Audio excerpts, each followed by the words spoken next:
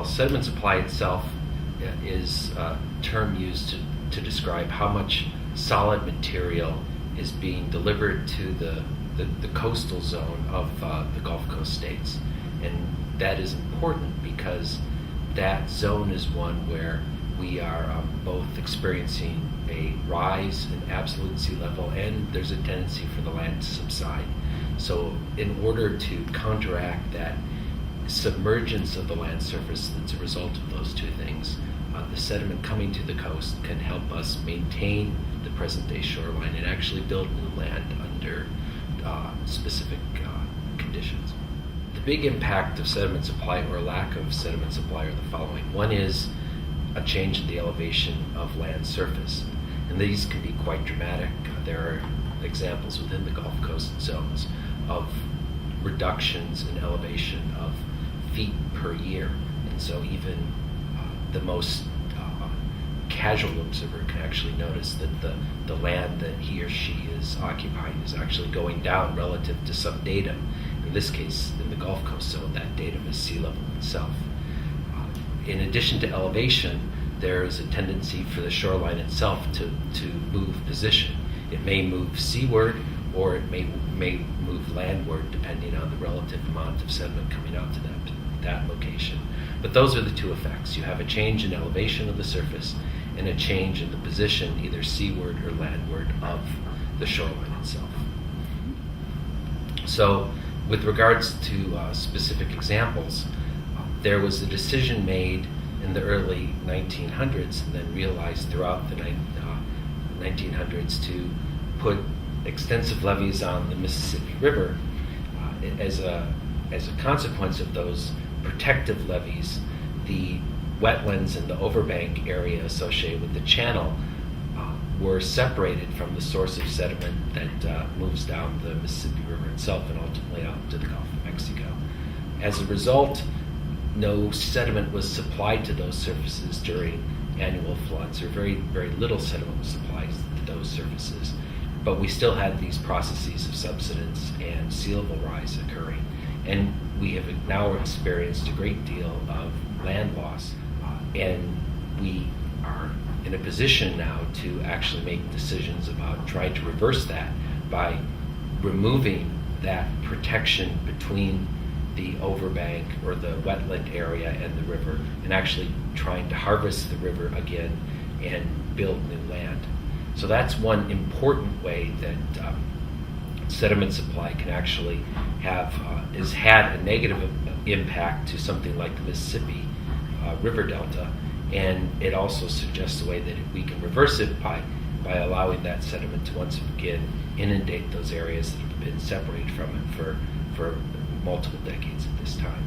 But this issue of sediment supply affecting the coastline isn't unique to the Mississippi Delta. Smaller rivers within the Gulf Coast area, for example, in the state of Texas, the Trinity River, the Brazos River, the Colorado River, even the Rio Grande, are all having and responding to changes in sediment supply that are associated not with levees per se, but with primarily reservoirs that have been put on all of those systems.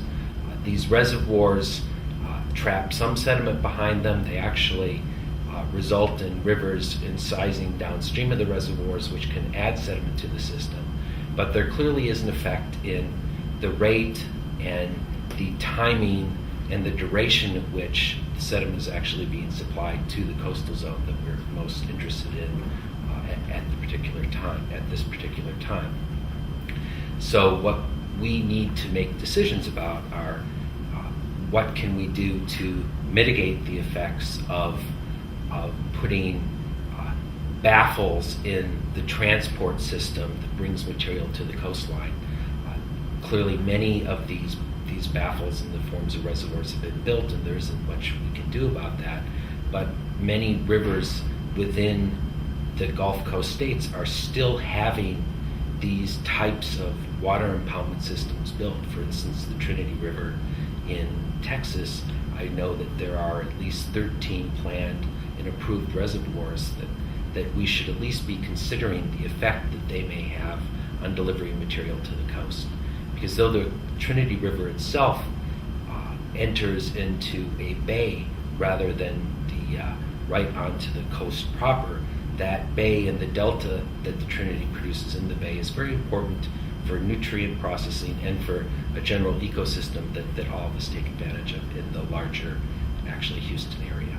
The way that the present-day sediment supply and potential changes in sediment supply to the coast are affecting what we experience when we go to the shoreline can be seen in every state along the Gulf Coast. I'll start with Texas, where we have examples of human intervention causing massive retreat, roughly a mile over 30 years in the area of the former Brazos Delta.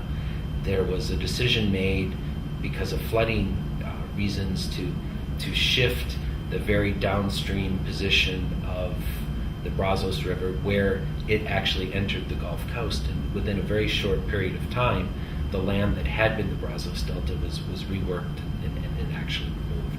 So whether we intend to or not, as a society, can have dramatic impacts on the shape of the coastline over intervals of time that are really quite short. Certainly instantaneous as a geologist looks at the world, but even short as people that are living along in these coastal communities actually see things happening.